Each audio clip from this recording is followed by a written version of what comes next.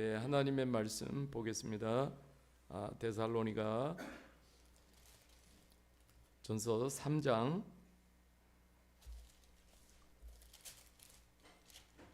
네, 1절에서 13절 말씀 한 절씩 우리 같이 읽겠습니다. 이러므로 우리가 참다 못하여 우리만 아덴에 머물기를 좋게 생각하고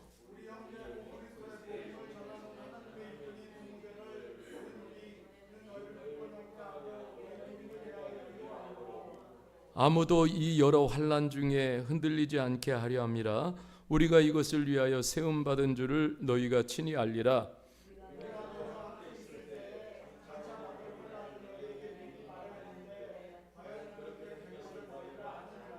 이러므로 나도 참다 못하여 너희 믿음을 알기 위하여 그를 보내었느니 이는 혹 시험하는 자가 너희를 시험하여 우리 수고를 헛되게 할까 함이니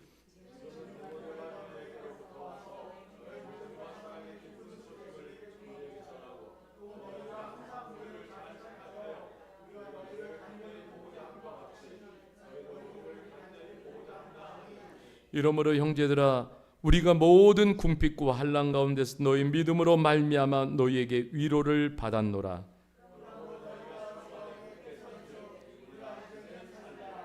우리가 우리 하나님 앞에서 너희로 말미암아 모든 기쁨으로 기뻐하니 너희를 위하여 능히 어떠한 감사로 하나님께 보답할까?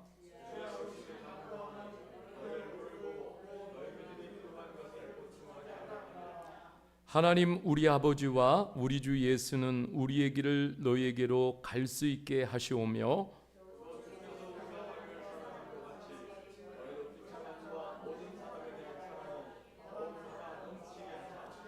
너희 마음을 굳게 하시고 우리 주 예수 성도와 함께 강림하실 때 하나님 우리 아버지 앞에서 거룩함에 흠이 없게 하시기를 원하노라. 아멘.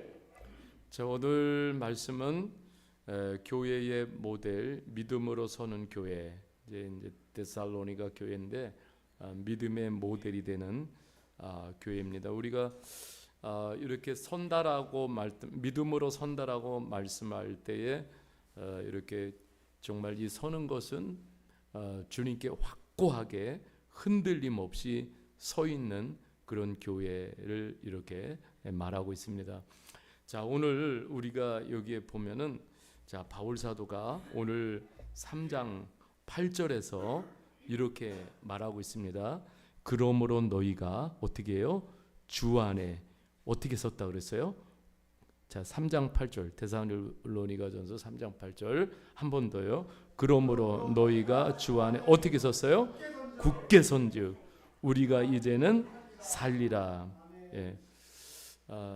이런 고백을 하고 있습니다. 자, 이 말씀을 보면은 우리가 이제 데살로니가 이렇게 쭉 살펴가고 있는데 데살로니가 교회 성도들은 이 각자의 그 믿음을 가지고 그리고 서는데 이게 대충 서 있는 게 아니에요. 예, 섰다가 또 금세 이렇게 넘어지는 그렇게 선 것이 아니라 아주 주님께 뿌리를 딱 내리고 굳건히 서 있는 그런 모습을 표현하고 있습니다. 그러니까 각자가 성령님이 주시는 믿음으로 그 한 사람 한 사람이 서 있는 거예요. 자, 이런 교회를 생각하면 너무 감사한 거예요. 고린도 후서 1장 24절에도 바울 사도가 이런 말씀을 주고 있어요. 우리가 너의 믿음을 주관하려는 것이 아니요 오직 너의 기쁨을 돕는 자가 되려 함이니 너희가 믿음에 서 있음이라. 교회 생활이 왜 힘든지 알아요? 교회 안에 시어머니가 많아. 믿음을 주관하려고 하는 그런 시어머니들이 있으니까는 그러니까 또 한편에서는 그런 시어머니들 때문에 또 상처를 받게 되는데 바울 사도는 말해요.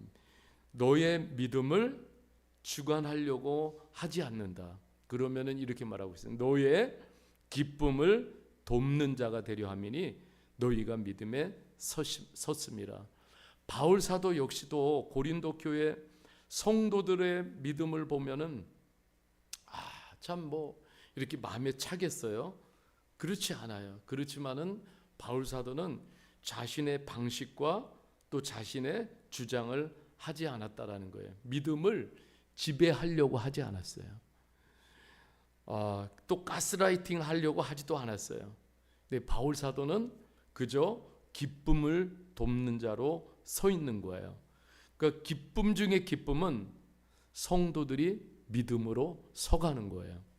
참 이게 너무너무 이 한 사람이 교회에 들어와 가지고 그래서 이렇게 믿음으로 한 사람이 세워져 나갈 때 그것보다 기쁜 게 없어요. 그러니까 누구에게 떠밀려서가 아니라 스스로가 하나님 안에서 영적인 기쁨을 발견하고 또 말씀에서 그 놀라운 주님을 발견하고 그러면서 이렇게 성장해 가는데 그게 너무 기쁜 거예요. 그러니까 여러분 믿음은 언제 자라나 하면은요, 칭찬해 줄 때 자랍니다. 그리고 격려해 줄 때 자랍니다. 이렇게 될 때 믿음이 세워지게 돼요.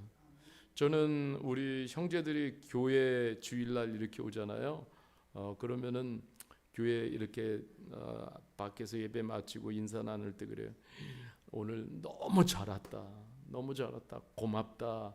그러면서 제가 이렇게 헉을 해주는데 참 우리가 한 영혼이 교회로 와서 예배를 드리고 그 믿음을 발견하고 이렇게 서가는 그런 모습들을 보면은 너무너무 이렇게 그것이 기쁜 거예요. 그래서 우리가 작은 믿음일지라도 그것을 칭찬해주고 격려해줄 때 그 믿음이 세워집니다. 이것이 복음적인 교회의 모습이에요. 지금 데살로니가 교회를 우리가 살피고 있지만은 이제 대부분의 많은 교회가 그렇습니다. 뭐 전통적인 교회가 있어요. 사람이 세운 전통에 따라서 움직이는 교회. 또 하나는 어떤 교회가 있습니까? 율법적인 교회가 있고 세상의 트렌드를 따라서 행하는 그런 트렌드형 교회가 있고 그런데 복음적인 교회가 있어요. 근데 우리가 이런 데살로니가의 말씀을 살피면서 진짜 복음적인 교회는 어떤 교회인가? 오늘 말씀을 찾아서 오늘 이 시대 속에 우리가 적용을 할 필요가 있습니다. 오늘 성경에 보면은 1절에서 5절은 교회가 성장하기 위해서는 복음적인 교회로 성장하기 위해서는 동역이라는 것이 꼭 필요하다. 동역, 코워커.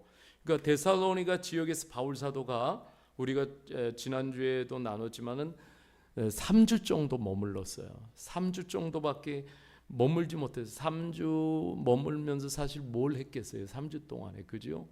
근데 3주 동안에 이 복음의 엑기스를 막 심어줬을 거예요. 그런데 바울 사도는 쫓겨서 아테네까지 왔어요. 그러니까 3주 동안 복음을 심어놨는데 과연 데살로니가 성도들이 어떻게 하고 있을지 너무너무 걱정도 되고 궁금하잖아요. 그러니까는 그때에 디모데가 자처합니다. 자, 선생님, 제가 한번 가보겠습니다. 그래서 자초해가지고 데살로니가 교회에 가봅니다. 그런데 사실 이 디모데는 우리가 아는 대로 출생지가 터키. 디모데 전후서를 보면은 할머니, 어머니까지 다 등장을 합니다. 그래서 어릴 적부터 영적으로 잘 양육을 받았어요. 또 기도로 양육을 받았어요. 그래서 신실한 하나님의 사람으로 서게 되어졌어요. 그래서 자, 이렇게 이제 디모데가 세워져서 바울 사도의 사역의 중요한 위치에 포지셔닝하는 그런 위치에 서게 되어졌어요. 그래서 바울 사도는 디모데를 부를 때에 아들 이렇게도 부르고 형제 또 하나님의 사람, 하나님의 일꾼 이렇게 소개를 하고 있습니다.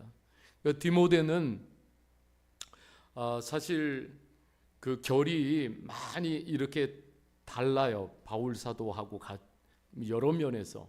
그렇지만은 디모데가 그만큼 성장을 하고 성숙을 했기 때문에 바울 사도의 그러한 모든 사역을 이해할 수 있는, 또 그것을 같이 공감하고 공유할 수 있는 만큼 잘하게 된 거예요.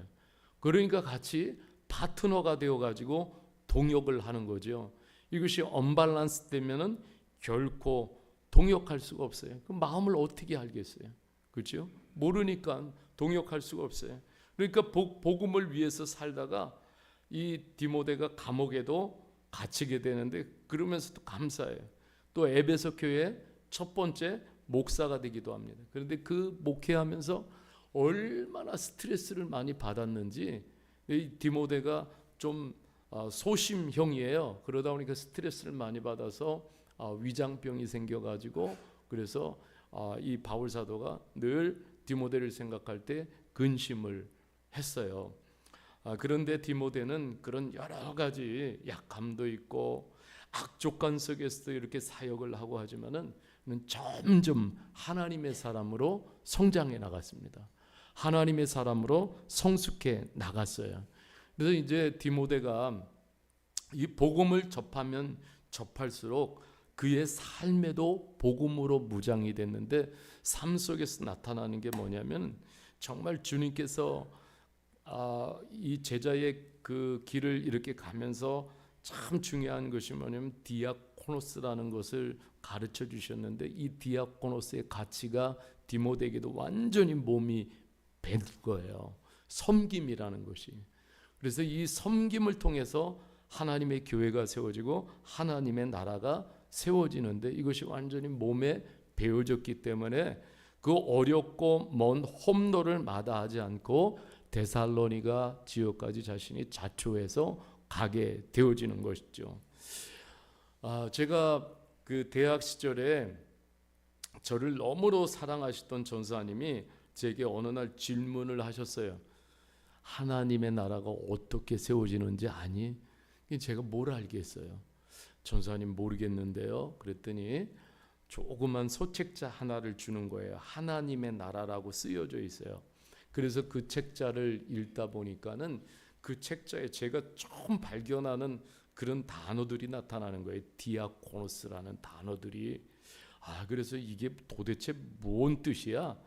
그런데 그게 이제 나중에 섬김이라는 그 단어를 이렇게 알게 되어졌어요. 그래서 그 책의 요지는 그거예요. 하나님의 나라는 섬김 속에서 확장되고 자라난다.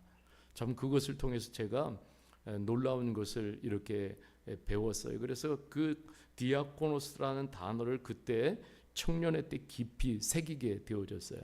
그러니까 디모데는 이러한 단어, 이런 복음의 가치를 무장하고 있었기 때문에 팀 사역이 가능했던 거예요.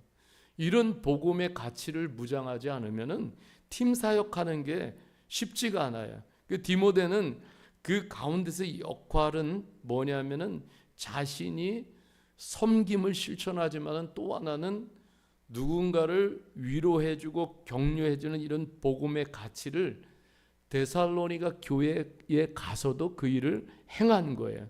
신실하게 수행을 했습니다. 이런 동역이 있었기에 데살로니가 교회가 그런 바울 사도의 편지와 그다음 바울 사도의 응원의 메시지를 받아들고 얼마나 영적으로 고무가 됐겠어요. 데살로니가 교인들이. 아니 바울 사도도 아테네로 쫓겨서 갔는데, 그런데 정말 우리들에게 복음을 가르쳐준 바울 선생님은 어떻게 되셨을까? 얼마나 궁금하겠어요. 뭐 지금처럼 SNS가 되는 것도 아니고 뭐 편지를 한번 띄워도 진짜 뭐 적어도 한 달, 두 달 이렇게 걸려야 도착하는 이러한 시스템이었잖아요. 그런데 정말 이 디모데가 자초해서 가서 이런 소식을, 심정을 다 알려주고 나니까는 얼마나 데살로니가 성도들도 위로를 받고 격려를 받았겠어요. 거기서 이제 하나님의 나라가 확장이 되고 교회가 세워진다라는 것이죠. 그 영적으로 성장한다라는 것은요, 이런 동역을 할 줄 알아야지만이 영적인 성장이 일어나요. 신앙생활은 결코 혼자는요 성장할 수가 없어요. 절대로. 성경은 그래서 절대로 혼자 언론 이거를 추천하지 않습니다.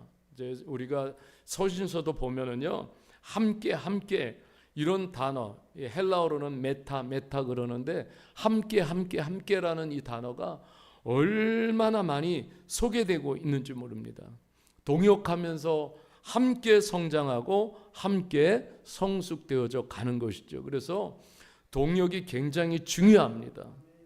동역하십시오. 주님의 나라를 위해서 동역하십시오. 하나님의 교회를 위해서 동역하십시오. 여러분, 그래서 이 복음적인 교회 안에서는 이 동역이 막 원활하게 건강하게 일어납니다. 그런데 율법적인 전통적인 교회 안에서는 이런 동역이 원활하게 일어나지 않습니다. 그러니까 교회의 동력이 떨어지게 되죠.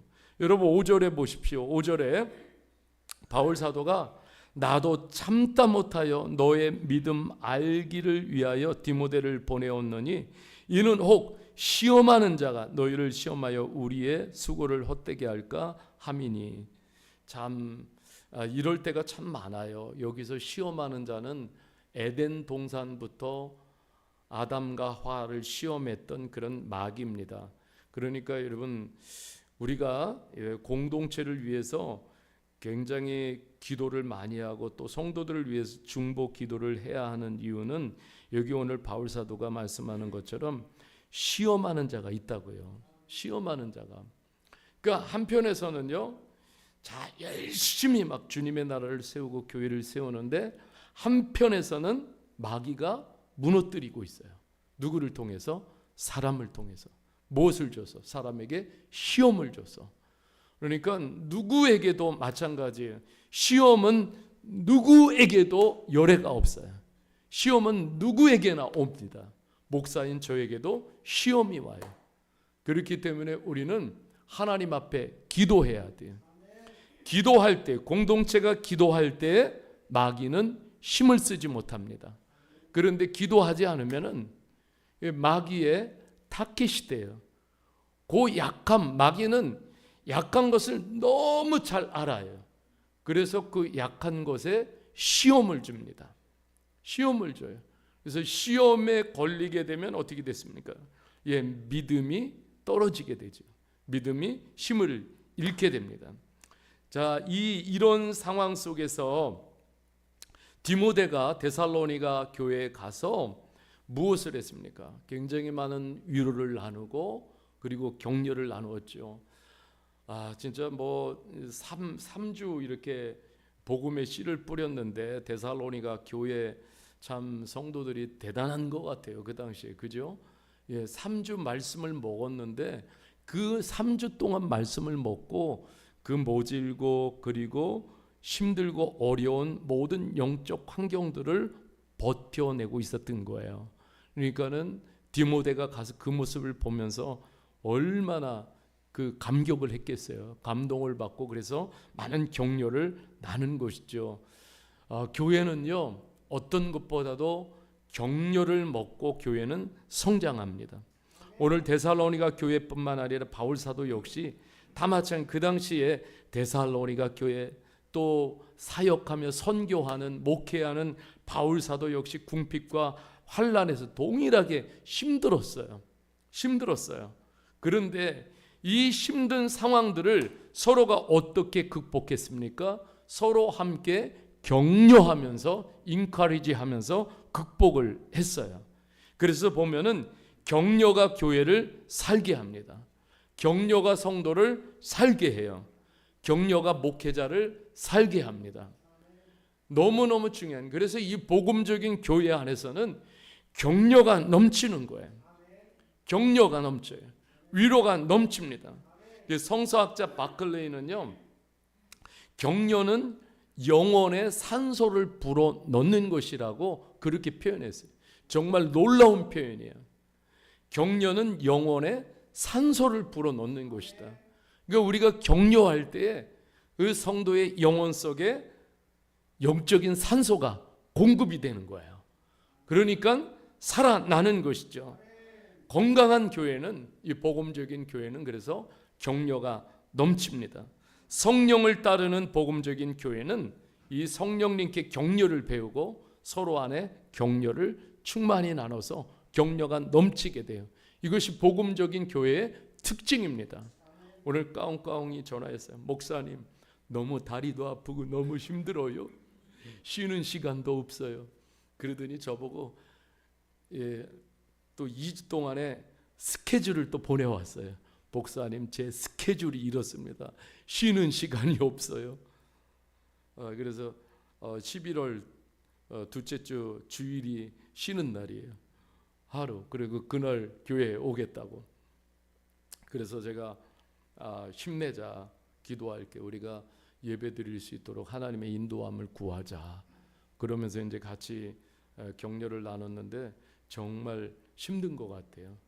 야간하면서 쉬는 시간도 없고 계속. 그러니까 생각을 해보세요. 얼마나 힘들겠어요. 그러니까 우리가 참 격려가 너무너무 필요한 것 같아요. 자, 9절에서 13절에는 자, 이러한 이제 내용을 품고 바울 사도가 하나님께 기도하기 시작합니다. 그 기도의 내용이 나와요. 자, 교회가 어려움 중에서도 믿음으로 성장하고 있으니까 이러한 소식을 디모데로부터 와서 들으니까 너무너무 기쁜 거예요. 영원히 성장하는 것을 보면 그거보다 기쁜 게 없어요. 그렇잖아요? 가장 기쁨은 영원히 성장하는 거예요. 저는 이렇게 제가 아는 분들, 할머니, 할아버지 되신 분들 보면은 카톡방 대문에 전부 손주 얼굴들이야. 100%야, 100%. 그죠? 손주들이 태어나가지고 그 자라는 그거를 전부 찍어가지고 담아서 올려요. 그러니까 이 성장하는 그 기쁨을 보면서 할머니, 할아버지 때문에 거기서 의미를 찾는 것 같아. 성장하는 게 얼마나 기쁜지. 그러니까 교회 안에서도 영원히 성장하는 것보다 기쁜 게 더 어디 있어요. 그래서 여러분 사도 요한도 요한일서 1장 4절에 보면은 너희 자녀들 중에 우리 아버지께 받은 계명대로 진리를 행하는 자를 어떻게 해요? 보니까 심히 기쁘도다. 네, 이 진리를 주님의 말씀을 사는 그런 우리 공동체의 성도들을 보니까 너무너무 기쁘다. 이게 너무너무 기쁜 거예요. 그리고 요한3서 1장 3절에도 형제들아 와서 내게 있는 진리를 증언하되 내가 진리 안에서 행한다 하니 뭐라 그래요? 내가 심히 기뻐하노라. 네. 이제 에베소 그 교회 성도들이 참 어려움 중에 있었지만은 그 안에서 진리를 막 살아내요. 그러니까 이런 걸 보니까 너무너무 기쁜 거예요. 어떤 것보다도 기쁜 것이 성장하는, 그 성장하는 기쁨에 감사하는 거예요. 감사의 기도가 있죠. 바울 사도가 밤낮 기도하는 제목이 있어요. 10절에 보면은, 자 10절 같이 한번 읽어보겠습니다. 시작. 주야로 심히 간구함은 너희 얼굴을 보고 너희의 믿음이 부족한 것을 보충하게 하려 함이라. 하나님께 기도하는 기도의 제목이 있어요. 자, 믿음이 부족한 것을 채워달라고 하나님께 기도합니다. 믿음이 부족한 것을 채워달라고 기도하는 거예요. 그러니까 자, 여기서 우리가 잘 생각해야 됩니다. 자, 우리가 율법적인 교회는요, 저 친구가 믿음이 없어 보여요. 그러면 저거 믿음도 없는 주제에, 그러면서 정죄하고 판단하는 것은 아주 율법적인 교회예요. 그런데 믿음이 부족한 것이 보여요. 복음적인 교회는 그 믿음을 채워달라고 기도합니다. 우리가 보면은 영혼들 중에 믿음이 없는 것이 보여요. 그러면 정죄하고 우리가 판단하고, 이것은 율법적인 거예요. 하나님은 그 영혼도 너무너무 사랑하고 계세요. 그렇기 때문에 그 부족한 믿음을 채워달라고 하나님께 기도를 드려야 하는 거예요.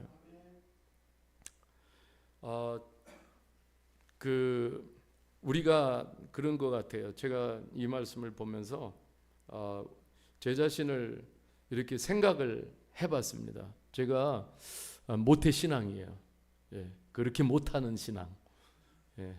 모태신앙.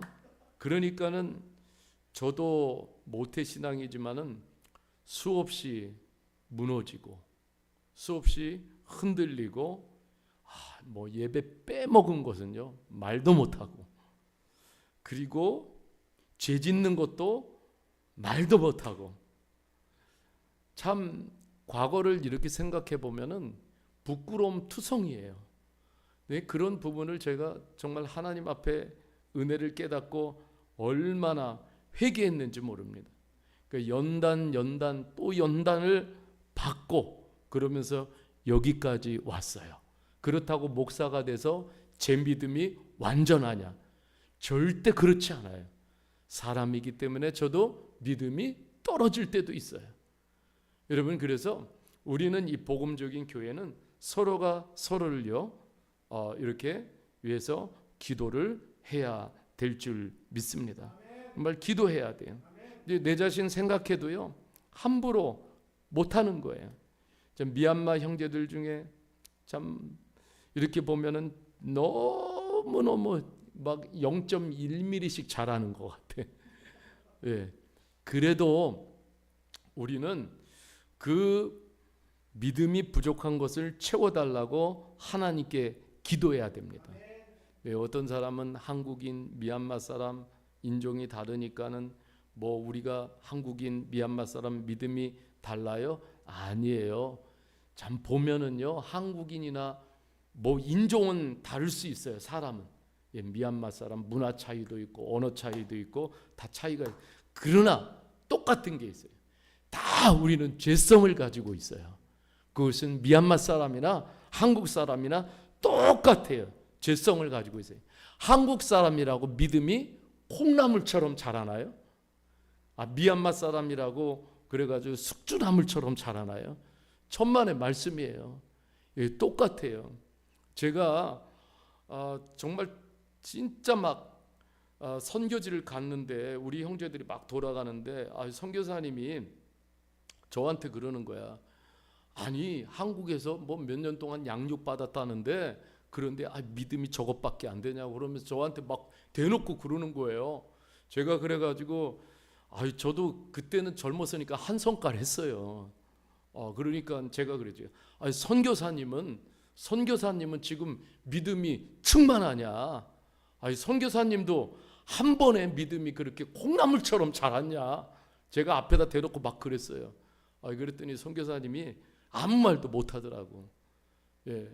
그러니까 정말 한국 사람도 믿음이 자라는데요. 얼마나 더디 자라요. 그래가지고 뭐 한국이 진짜 그렇게 콩나물처럼 한국 사람 믿음이 다 자랐으면은 지금 뭐 한국 교회가 차고도 넘치고 그지요?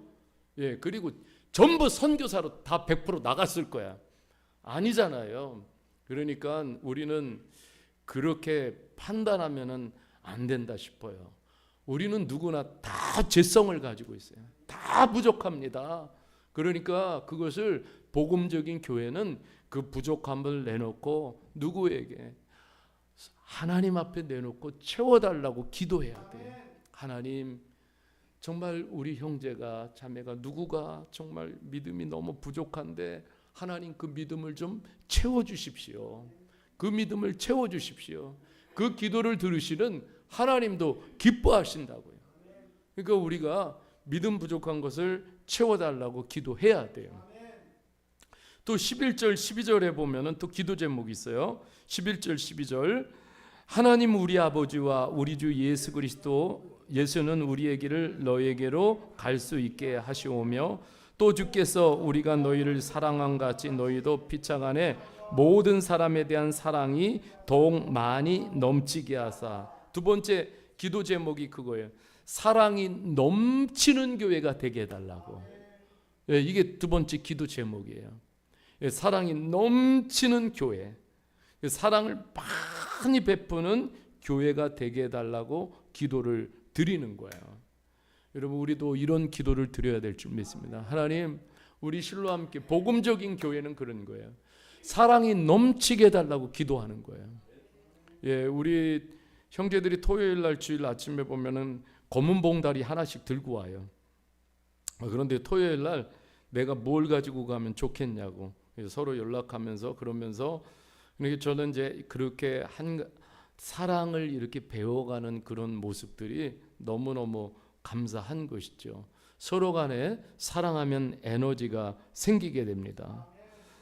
자, 우리가 한국인 성도님들도 우리 형제자매들의 이렇게 허기진 사랑을 채워주고 있으니까 그 사랑을 닮아서 우리 형제자매들도 사랑의 사람으로 성장해 가고 있습니다. 예, 그래서 참 감사한 것 같아요. 자, 그래서 또 하나 13절에 보면은 이렇게 기도하고 있습니다.